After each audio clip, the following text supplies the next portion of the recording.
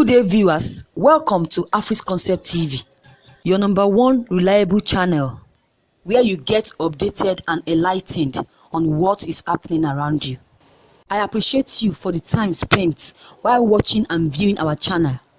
So if you are new on this channel, don't forget to click on the subscribe button as well as the bell button to get updated whenever I drop any video. Shocking news. Huriwa demands whereabouts of over 500 arrested Fulani herdsmen.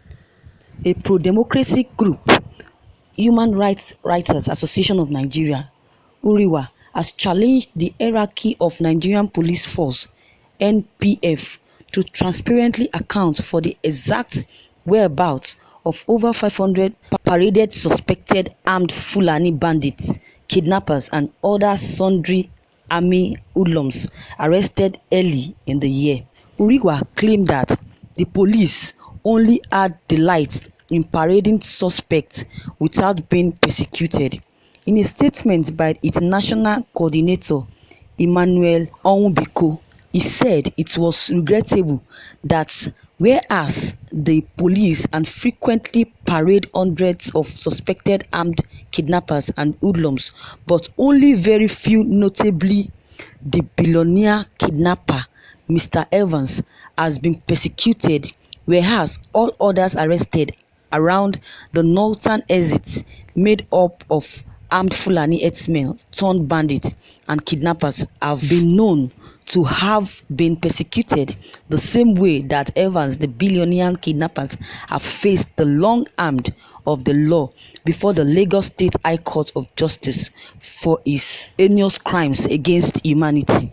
The rights group stated that it was inconceivable that the offices of the Inspectors General of Police and the Attorney General of Federation, including the Attorney General of the respective states in some northern states like Zamfara, will allow the Zamfara state governor to embark on negotiated settlements with armed Fulani bandits who are responsible for some 3,000 mass murders, instead of bringing these culprits to face justice in accordance with the law. Huriwa insisted that there was the urgency of the now for the top hierarchy of the Nigerian police force to transparently render accounts, publicize and open up the book and detention facilities to the National Human Rights Commission and credible civil rights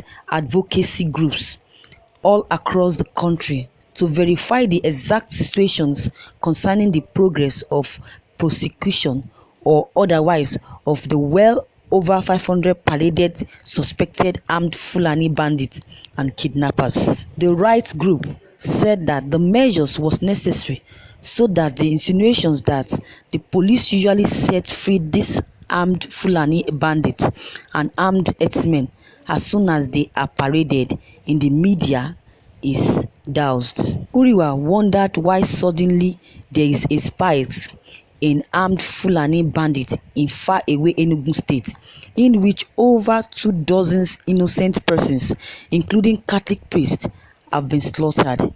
There is these accusations that those inflicting terror in Enugu State may have been those set free by the police authority in Abuja and far north. The statement read, "There is a widespread perceptions by a lot of Nigerians that the leadership of the Nigerian police force are playing to the gallery by always parading armed suspected kidnappers and armed Fulani herdsmen just to deceive Nigerians.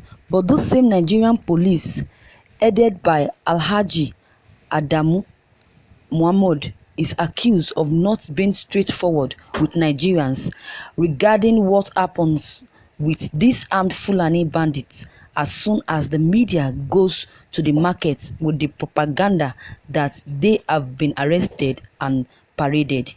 Under the Freedom of Information Act, the law makes it incumbent on the police and the law enforcement authorities to render proper and verifiable account of the arrest and also constantly let Nigerians know what has become of this suspect. So this groundswell of accusations of ethnically colored policing style is not sustained.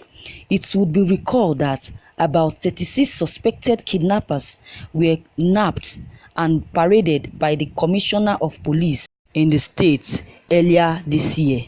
CP Hakeem Busari, who paraded the suspect at the police command in Lokoja and stated that the feat was made possible through the effort of men of Operation Pull Adder in the state. Among those paraded were one Christopher Atta, an apprentice of Okoye Clinic, Akpa, who was arrested for allegedly conspiring with others to kill a doctor who is the proprietor of the clinic.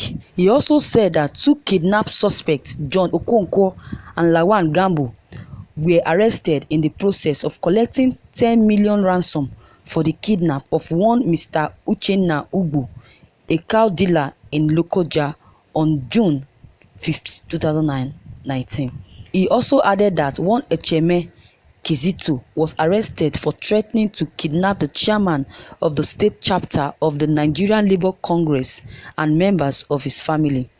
Huriwa stated that the Nigerian police on Monday, July 14th this year in Abuja paraded 13 suspects alleged to be involved in the kidnap of the district head of Douara, Musa Umar. The right group recalled that First Public Relations Officer Frank Mba, a deputy commissioner of police who paraded the suspects at the headquarters of the Special Anti-Robbery Squad in Guzape, Abuja, said that they were kicked up at their hideouts in Douara, Katsina State, as well as in Kano State. Mba had said that the suspects were also responsible for the kidnapping and killing of some expatriates who owned and worked in construction companies in Nigeria. The alleged kidnapping of the suspect in the Douara Monarchs kidnap, who identified himself as Yusuf Dairu, told journalists that their actions was informed by the need to secure the release of their members who were arrested and placed under custody of security operatives. The other suspects are Aminu Saleh, 46, Abdullahi Muhammad, 26, Bilal Yusuf, 32, and Safilu Abdul, 25, a native of Douara.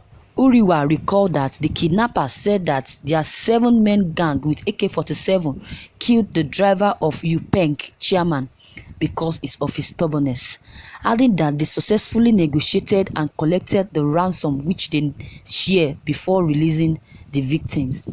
In a similar vein, Abubakar Umar, aka Dogo, leader of the gang that specialized in kidnapping foreigners, confessed that their spiritual leader, Malam Salisu Abubakar, who had earlier been arrested by the police, was the pillar of the gang because he gave spiritual clearance before they embark on any operation.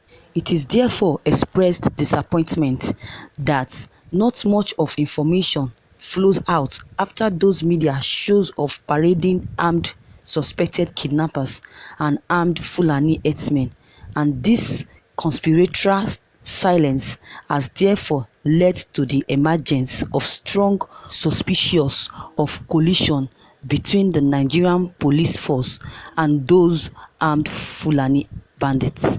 Thank you, viewers, for listening to this news. What is your take on this news that you just listened to? If you have any comments, contributions, or any suggestion, don't hesitate to drop it below. Click on the subscription button if you have not done that, as well as the bell button to get more updates. Thank you and God bless you.